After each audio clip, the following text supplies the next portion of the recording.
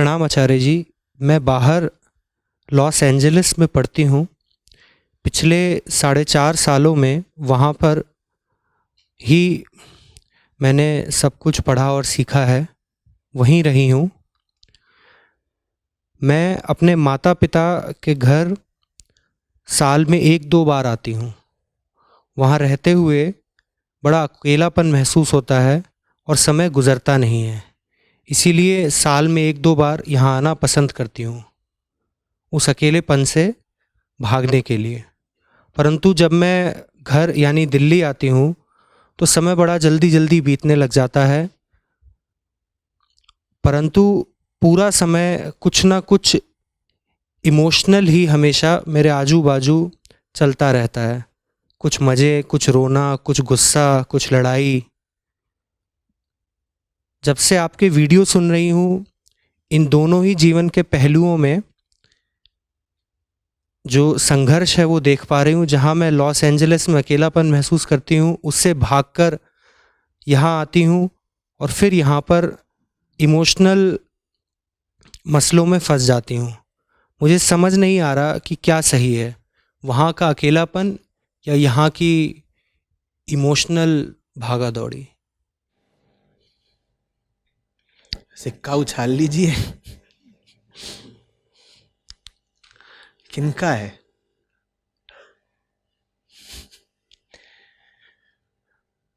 मेरे सामने सिक्का लाकर रख दिया है, जिसके 2 पहलू हैं, 2 चेहरे हैं, और कह रही हैं आचार्य जी इसमें से कौन सा चुनूं। लेकिन ये पहले ही खुद ही तय कर चुकी हैं कि जो कुछ भी चुना जाएगा इन्हीं दोनों में से चुना जाएगा। तो फिर आचार्य जी की भी जरूरत क्या है? सिक्का खुद ही उछाल लीजिए, आप ही का सिक्का है।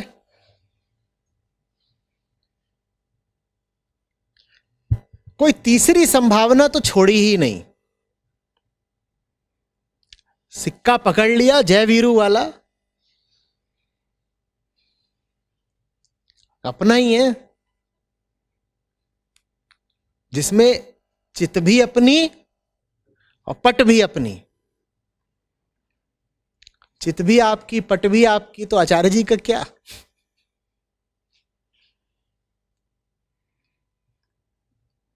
दुनिया के हर आदमी का यही अफसाना है।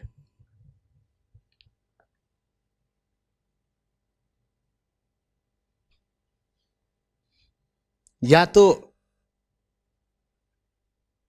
अकेलापन है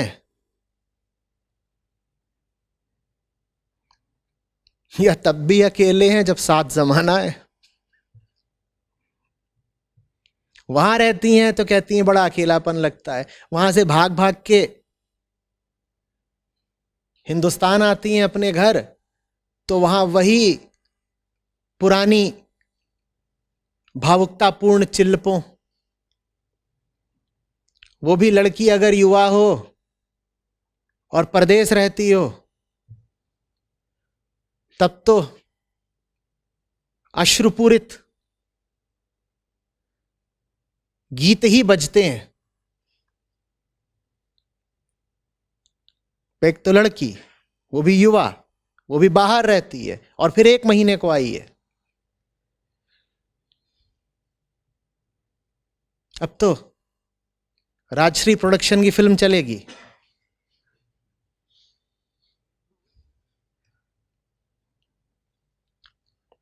मैं नहीं जानता, इन दोनों में से आपको जो बेहतर लगता हो चुन लीजिए, बेहतर कोई नहीं है। एक दूसरे की ओर प्रेरित करेगा और दूसरे से जब खप जाएंगी तो पहले की ओर भागेंगी। ये दोनों एक ही सिक्के के 2 पहलू हैं, सबके साथ यही होता है।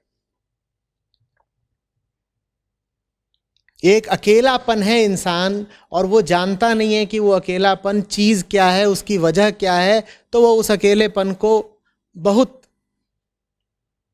व्यर्थ के तरीकों से भरने की कोशिश करता है। अकेलापन तो दुख देता ही था।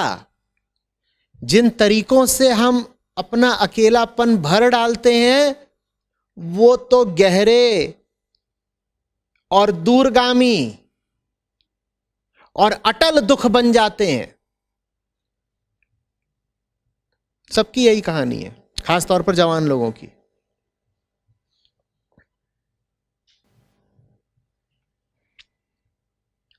मेरा जवाब वही घिसा पिटा और पुराना है। जब तक जीवन में करने के लिए कोई सुंदर चीज नहीं होगी, कोई सार्थक लक्ष्य नहीं होगा, जब तक आपके पास कोई महत उद्देश्य नहीं होगा जो आपके समय को भर ही डाले,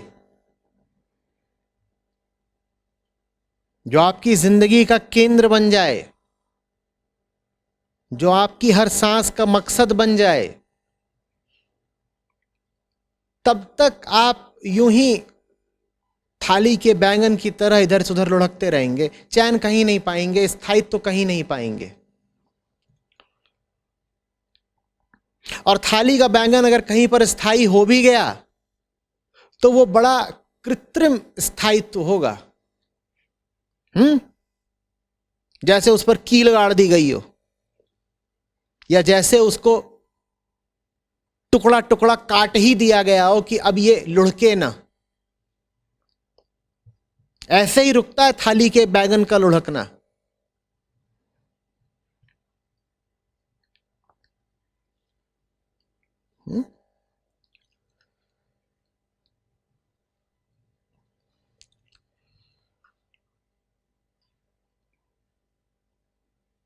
भीड़ में रहने से बेहतर है अकेलापन। और जब आप अकेले होंगे तो भीड़ की याद सताएगी।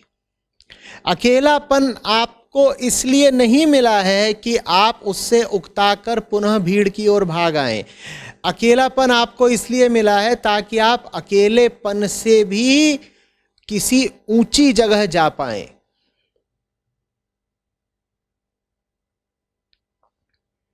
अकेलेपन की अवस्था से पुनः भीड़ में आ जाना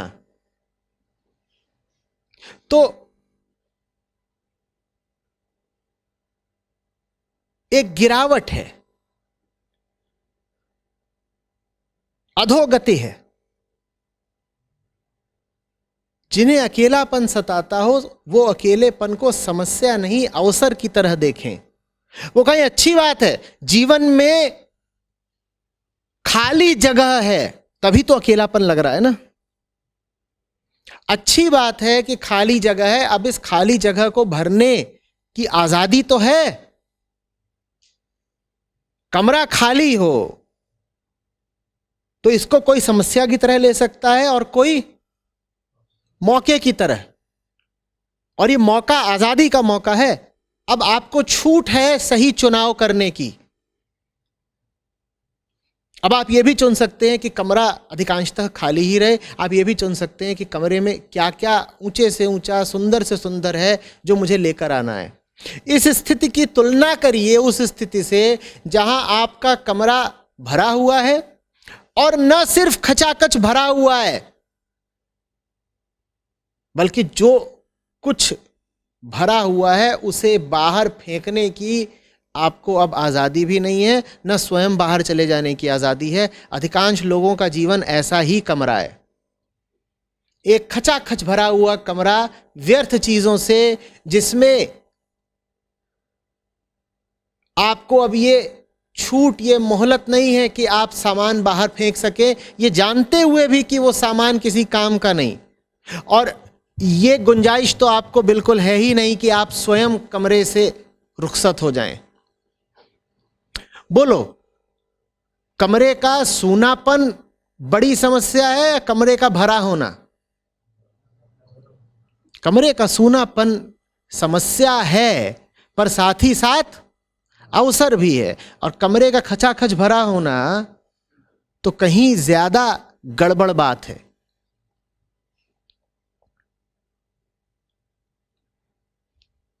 समझ रहे हो? तो सौभाग्य की बात है कि अभी जिंदगी में रिक्तता है। उस रिक्तता का उचित उपयोग करना सीखिए। ये ना हो कि रिक्तता से घबरा कर कुछ भी औना पौना अंड बंड जीवन में भर लिया। बहुत लोगों के साथ ऐसा होता है, बड़ी ये प्रचलित कहानी है। करोड़ों लोगों के साथ ऐसा ही होता है कि खाली थे, खालीपन से घबराए तो कुछ भी उठा लाए। ये नहीं करना है। चाहे आप अपने लिए कैरियर तलाश रहे हो, चाहे जीवन के लिए सही उद्देश्य तलाश रहे हो, चाहे कोई दोस्त या साथी तलाश रहे हो, चाहे बसने के लिए कोई घर जगह तलाश रहे हो, जल्दबाजी मत करिएगा, क्योंकि इन सब नतीजों के बड़े दीर्घकालीन परिणाम होते हैं। ये ऐसी चीजें नहीं होती जो आज करी और कल बदली। ये वो निवेश, वो इन्वेस्टमेंट्स होते हैं जिनमें प्रवेश तो करा जा सकता है, बाहर निकलने वाली लिक्विडिटी नहीं मिलती। कि जैसे कोई जाकर ताजमहल खरीद ले। खरीद तो सकते हो ताजमहल, सब आशिकों को ताजमहल बहुत पसंद है, तो कोई ऐसा निकल सकता है धुरंधर जो जाके खरीद ही ले ताजमहल, बहुत बढ़िया किया, पर अब बेचोगे किसको? हम सबने अपनी अपनी जिंदगी में व्यक्तिगत ताजमहल भर रखे हैं।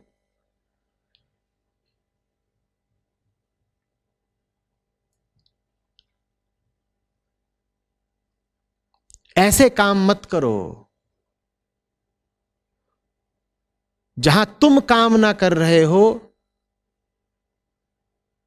जल्दी ही काम तुम्हारा मालिक बन जाए।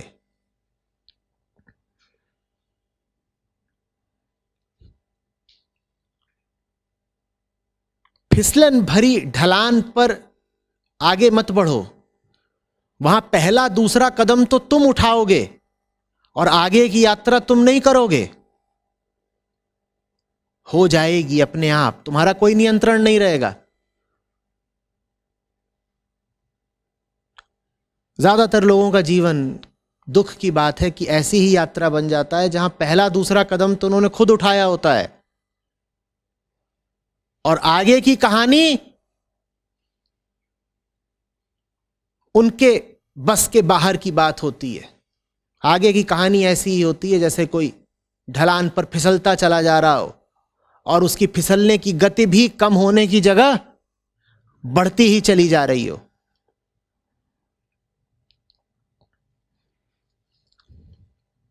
जो निर्णय जीवन को जितनी गहराई से प्रभावित करता हो, उसको करने में उतना ही ज्यादा बचना चाहिए जल्दबाजी से।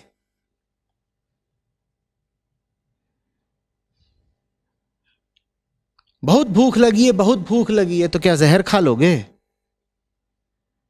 बहुत भूख लगी है, बहुत भूख लगी है, तो क्या सड़ा हुआ खा लोगे? रह लो भूखे। भूखे तो फिर भी जी जाओगे, शायद हफ्ता भर, शायद 10 दिन, शायद 20 दिन। भूख से बेहाल होकर अगर जहर खा लिया तो घंटे भर में मर जाओगे। आ रही बात समझ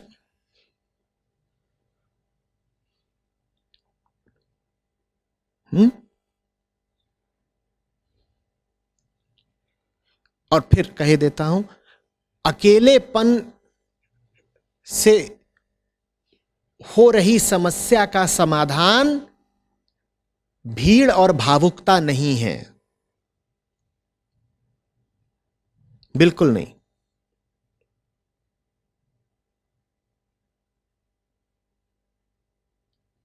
पच्चीस वर्षीय महिला प्रश्न करता है, लिख रही हैं, आचार्य जी प्रणाम।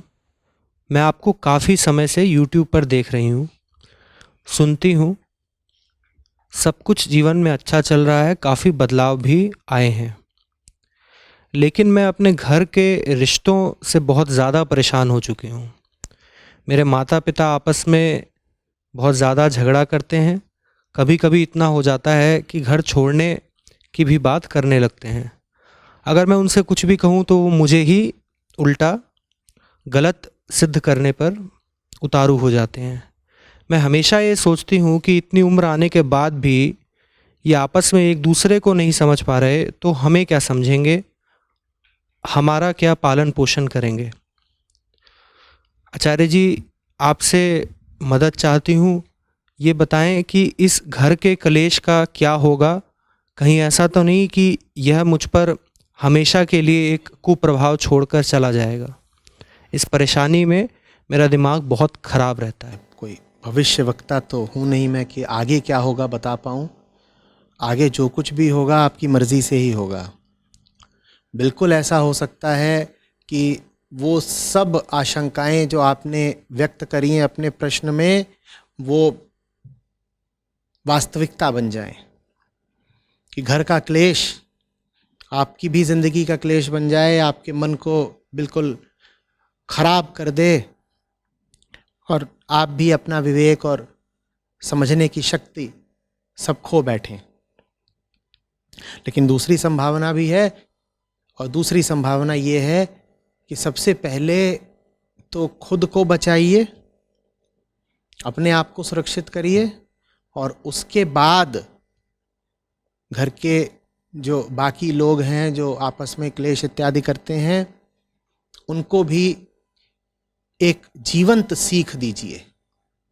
लेकिन दूसरों को आप सीख दे पाएं इससे पहले आपको अपनी सुरक्षा करनी पड़ेगी।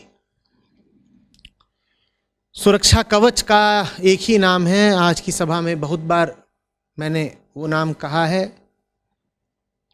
एक आखिरी बार और कह देता हूं, अध्यात्म। और कुछ नहीं है जो जीवन के जहर से आपको बचा सकता है, अध्यात्म के अलावा कुछ नहीं है। वास्तव में जीवन के जहर से आपको बचाने के लिए ही अध्यात्म विद्या रची गई है, अन्यथा अध्यात्म की कोई आवश्यकता ही नहीं है।